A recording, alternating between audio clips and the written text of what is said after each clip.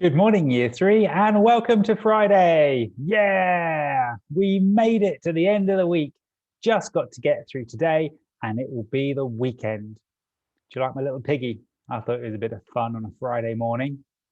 Welcome to today's writing lesson. Okay, I'll have to get rid of him now. He's distracting me too much. Bye-bye, piggy.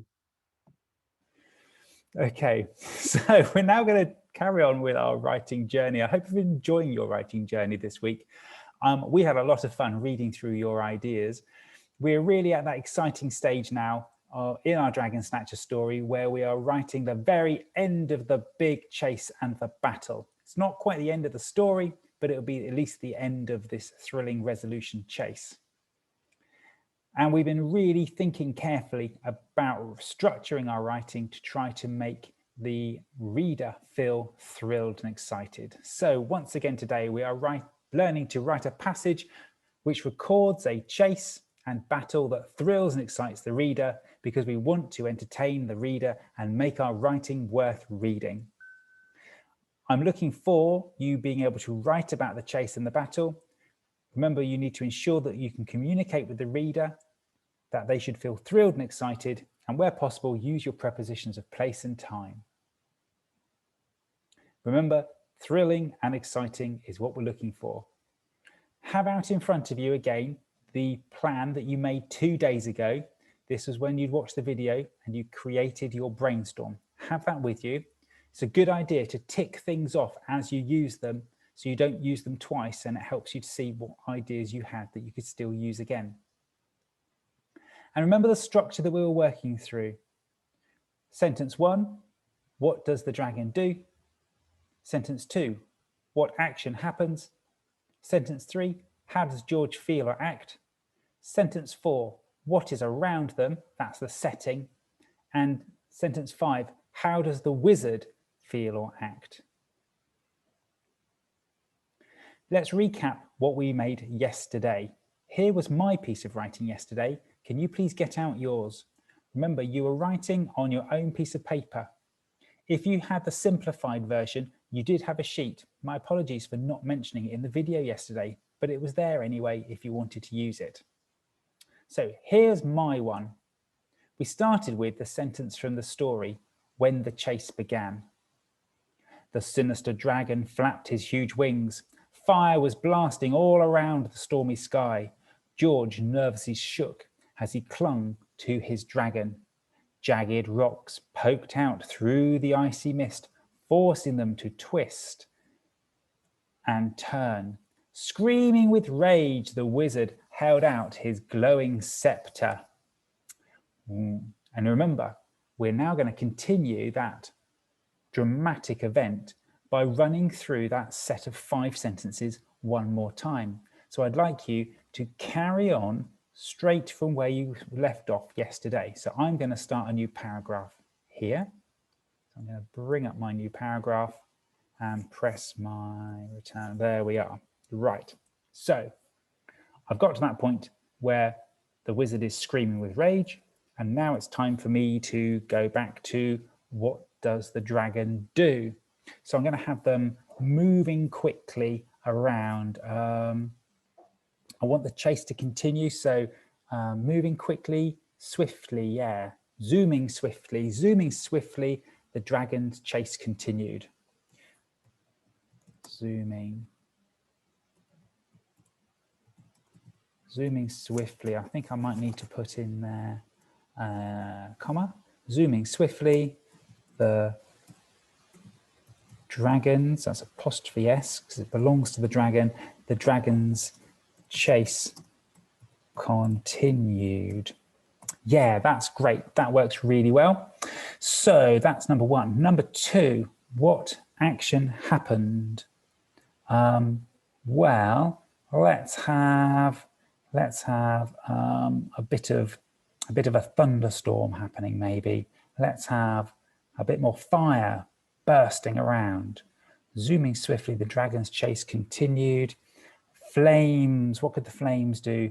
Flames blasted through the air.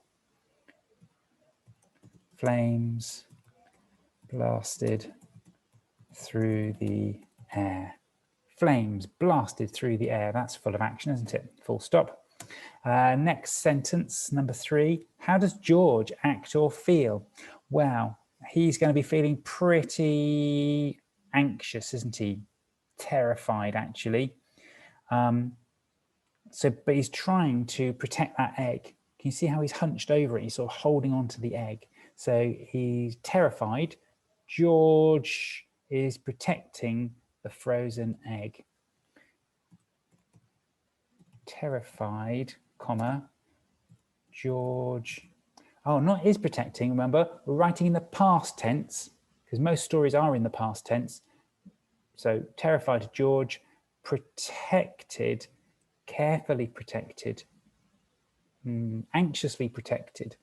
George anxiously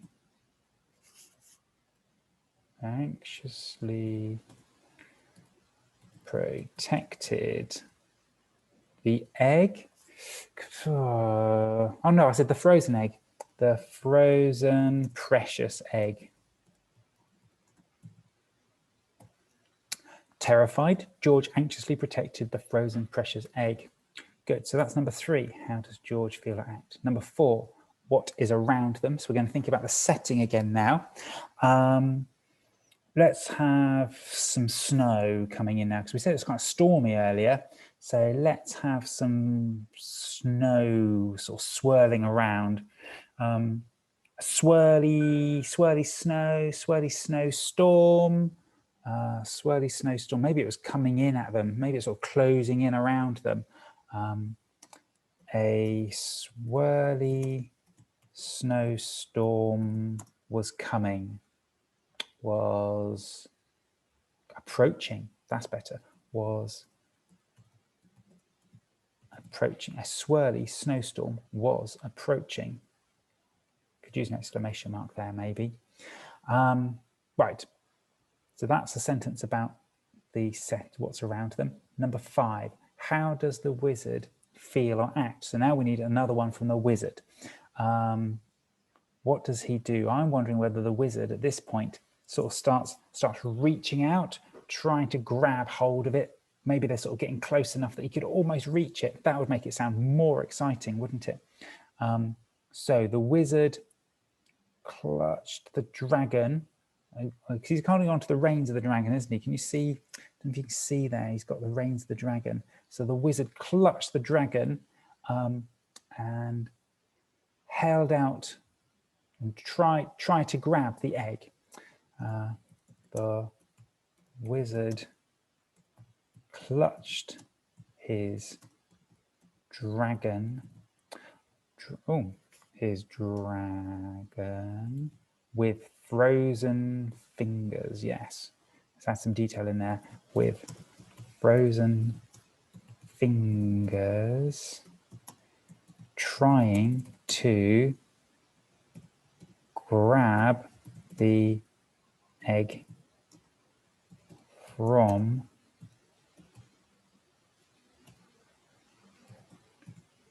George, trying to grab the egg from George. Okay, good. That's got to number 5 there. Let's read that through what we've written today. These are our 5 sentences for today. Zooming swiftly, the dragon's chase continued. Flames blasted through the air. Terrified, George anxiously protected the frozen precious egg. A swirly snowstorm was approaching. The wizard clutched his dragon with frozen fingers, trying to grab the egg from George. Yeah, love that. And then to finish it, I'm actually going to borrow the ending of the original story. So what I'm going to do here is borrow the actual ending there. I've modified it slightly, and you can borrow this and put it into the end of your writing, because this will end the chase. Suddenly, George's dragon misjudged a turn and crashed into the face of the mountain. So I go back and just see how that fits in here. The wizard clutched his dragon with frozen fingers, trying to grab the egg from George. Suddenly, George's dragon misjudged a turn and crashed into the face of the mountain. Oh, and you get a spelling mistake there on mountain. There we are. Great. Now we're going to need to go back through our work several times, reading it through, making sure everything we've done over the last 2 days has been proofread and up-leveled and is the best it can be. I'm really happy with my piece of writing. Now, if you needed a simplified approach, hopefully you found this version of this sheet yesterday. There are 2 sheets, one for Thursday and one for Friday, which looks very similar, but has a different ending. So it simply shows you the structure of those 5 sentences, but giving you some sentence starters just to help you out a little bit. So it doesn't exactly follow the structure, but it might help you out a bit if you need a bit of additional assistance. When you've finished all of your piece of writing from the 2 days, read it through a few times yourself and then share it with somebody. See if it's thrilling and exciting for them. Whew. Well, that's it. That's the end of your writing tasks for this week. So enjoy spending some time finishing off and polishing that piece of writing today, then send it through to us so we can read it through. And when you get to your weekend, make sure you have a good, relaxing time, just like my squirrel friend here. Have a wonderful weekend when you get to it, and I can't wait to read your writing later. Take care.